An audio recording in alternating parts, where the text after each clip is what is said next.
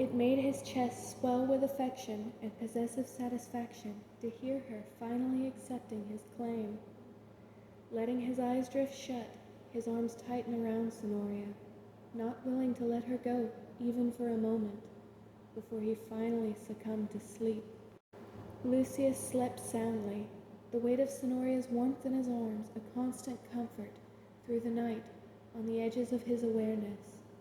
Just as the first rays of sunshine began to fill the room, he felt her jolt awake with a gasp, her breathing heavy and quick. He was awake in an instant, alert with concern and protectiveness. Seeing the fear in her features, he reached a hand to gently tilt her chin so that her gaze met his. "What is it, dear one?" he asked, voice rough with sleep and full of worry. "What happened? What did you see?" Sonoria seemed to relax at the sight of Lucius, taking a few deep breaths to calm the racing pulse he could feel within her. She hesitated, though, which caused Lucius to feel a pang of deep concern as her eyes dart away. "It was just a bad dream," she said quietly, biting her lip in a way that told him there was more to the story. "I need to research some of the symbols before I speak on it." Her gaze met his with an empathetic concern that made Lucius' heart nearly melt. "I don't want to worry you without knowing fully whether it was just personal anxiety or not. Such a perfect woman, so sweet, so beautiful, considerate, and intelligent." "I'll show you to the library once we've eaten breakfast," Lucius promised in a murmur, brushing a few strands of hair from her face. Pressing a possessive kiss to her hair, Lucius gave Sonoria one last squeeze before reluctantly rising from the bed. He didn't want to leave her side, but he couldn't simply parade around in his pajamas. Lucius decided he would be talking to the staff about moving her into his bedchamber instead. That way, she would be with him always. After dressing in his royal suit of red silk and black leather, Lucius made his way to the dining hall. Taking his seat beside his father, he noticed Sonoria hadn't arrived yet. A pang of worry shot through him.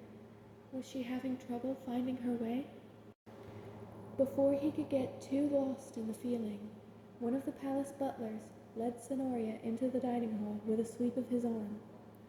Seeing the way she responded with a polite curtsy and a soft thank you, made a swell of affection form in Lucius' chest. She was so endearingly sweet, and seeing her in a dress of his kingdom's traditional style sent a pang of possessive hunger through him. The elegant ruffles of silken red with black leather cinching her waist accentuated her honey-colored features perfectly, the layers of skirts sweeping behind her beautifully as she approached with a sheepish and apologetic smile. "I got a bit lost," she explained, giving a slight bow. Her sweet mannerisms made Lucius' chest tighten with possessive affection. "Worry not, my love," he said as he rose, pulling out the seat beside him for her. "You are here now." It was almost easy to forget that this same sweet-mannered woman was the protective and passionate phoenix prophesied to protect and unite his world. King Alaric cleared his throat, his amber eyes flicking between the young couple with the ghost of a knowing smirk. "Sonoria," the king said, his voice authoritative yet almost fond, "you are to begin your studies and training today." Sonoria nodded seriously, shifting into a more attentive demeanor as she listened. Seeing how easily she could switch demeanors fascinated Lucius. She really was such a contradictory puzzle, and he wanted to uncover every piece. "You will meet Elric in the observatory this evening after dinner," the king continued. "At noon, you'll meet Marcolo on the training grounds." His gaze flickered to Prince Lucius pointedly. "Lucius, I expect you to accompany Sonoria and help her, but do not distract her. Is that understood?" "Of course, father." Lucius gave a nod, glad to know that he would have time alone with her until noon. Elric has informed me that we have a year before the war begins, King Alaric said, shifting his tone to something more serious. Sonoria, is there anything you can tell us about these humans that will be coming? He asked, turning his attention to the woman at Lucius' side. Anything at all that may help us better prepare?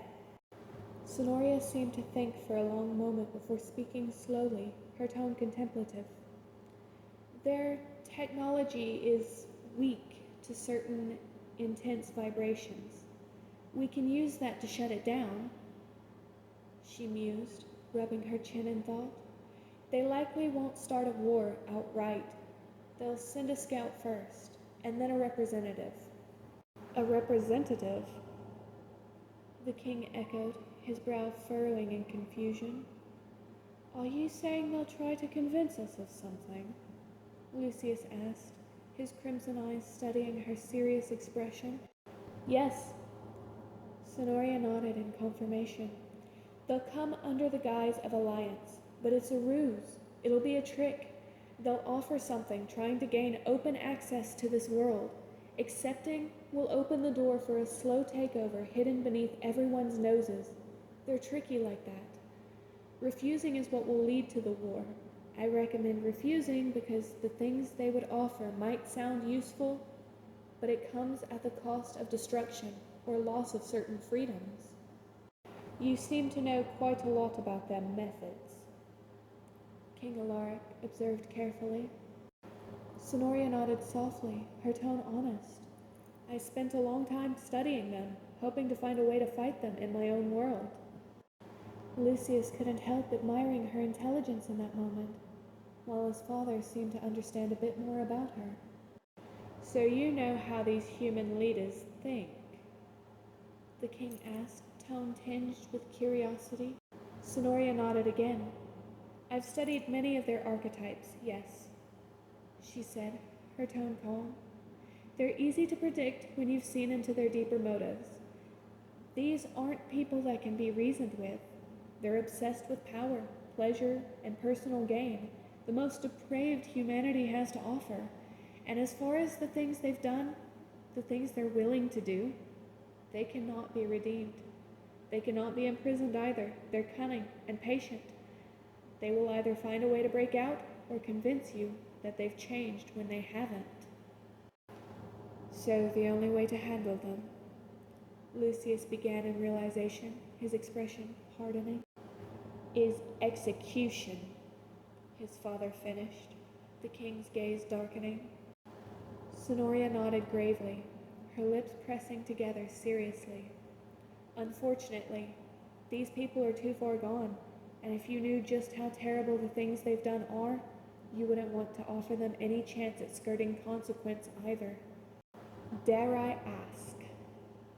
King Alaric said, looking her over with cautious concern. Sonoria met the king's gaze with a sickened expression.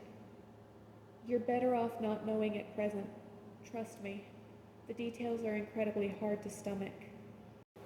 The king refrained from asking after that, and breakfast continued with the usual talk of meetings and kingdom business. Only now, it lacked the usual pressure from the king for Lucius to choose a wife. This fact made Lucius feel a wave of possessive satisfaction, knowing his future bride was sitting next to him.